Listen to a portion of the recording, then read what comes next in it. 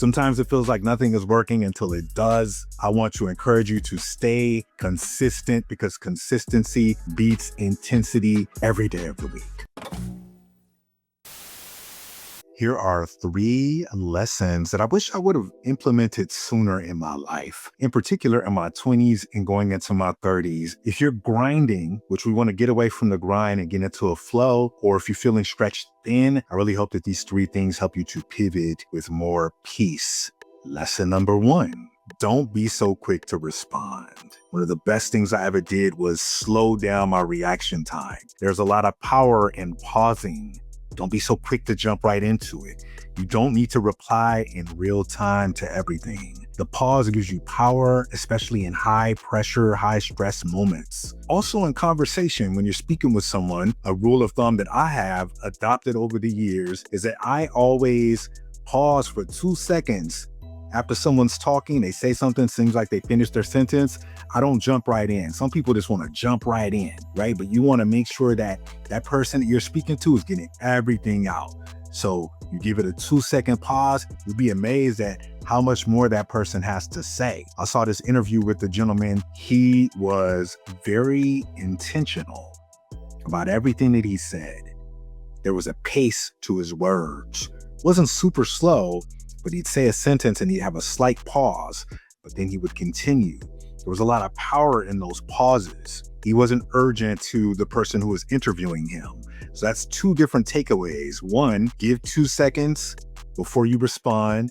2, learn how to speak with intention. That's how you get rid of the ums and the ahs and the the filler words. And 3, just don't be so quick to respond hastily. You don't owe urgency to everyone just because they expect it.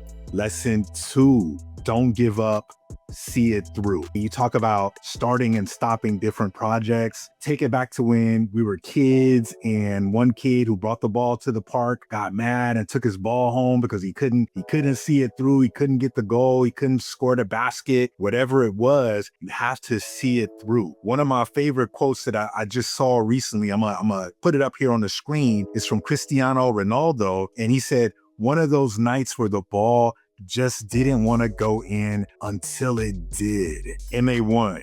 So how many projects have you started and stopped? Jim Rohn talks about people starting all these different projects, and he compared it to them building homes. And they started building all these different homes because they had all these different projects, but they never finished building. So people have all these foundations just laying all over the place with no complete structure. So I really want to encourage you to see it through, because there are nights where the ball just doesn't go in until it does. If you're persistent, not intense, but persistent, that energy does compound. Sometimes you're this close, but you walk away too early. They talk about the man who stopped 3 feet from gold. If he would have just kept drilling or picking, he would have been there. He would have got it. Sometimes it feels like nothing is working until it does. I want to encourage you to stay consistent because consistency beats intensity every day of the week. Lesson 3, very important lesson. Don't be afraid to say no. Some of the worst advice I ever got was say yes to everything. I got this really cool Eddie Murphy clip posted on my page recently. And he talks about the power of not taking advice, because if you take advice, somebody might put you on the wrong path. And protecting your peace is a skill. Not everyone deserves access to your energy. Saying no is how you build a fence around your focus. We talk about projects and how they relate to building homes, and you just have foundations everywhere.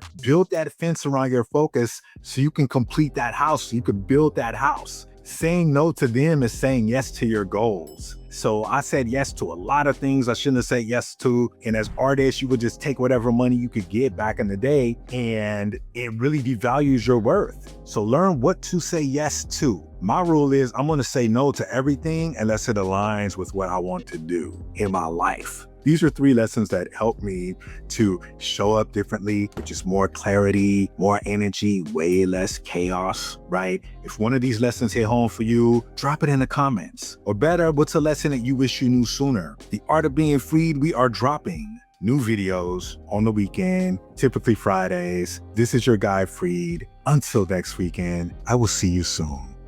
Peace.